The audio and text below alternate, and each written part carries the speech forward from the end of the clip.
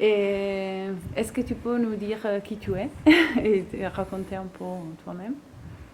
Je suis Germain Hiroko Oussou Ouedraogo.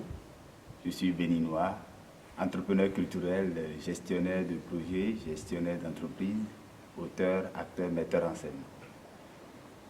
Alors, ce qui m'amène ici à la Côte Hospital, mon itinéraire pour la réalisation de mon projet d'écriture dénommé Satan 2.0 pour Bamako.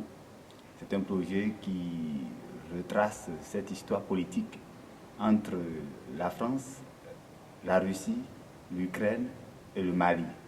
Parce que cette guerre entre la Russie et l'Ukraine, il ne faut pas se voiler la face, c'est cette querelle d'appropriation des ressources naturelles du Mali. Et cette querelle qui a ses répercussions aujourd'hui et qui occasionne cette échauffourée entre la Russie et l'Ukraine.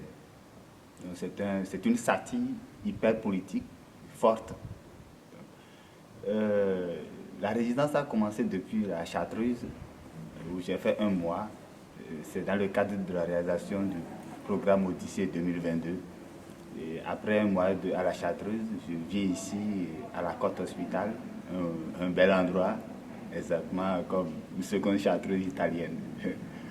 Donc voilà. Et à la suite de 2 semaines ici, après la Côte Hospital, je retourne encore pour 2 semaines à Ouida, au CCRI John Smith de Ouida.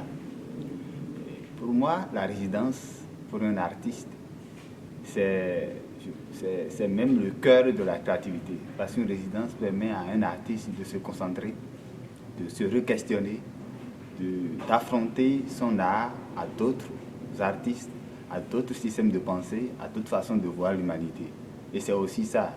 C'est comme une école. Une résidence, c'est comme une école, c'est comme un laboratoire d'expérimentation des nouvelles techniques, des techniques venant des 4 coins du monde.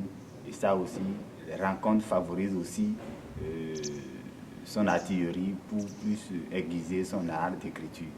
Donc une résidence pour un artiste, je crois, c'est le nerf gordien de l'altercation même de la créativité. Donc voilà. Et j'espère que cette résidence portera un grand fruit pour atteindre le théâtre humanitaire. Merci.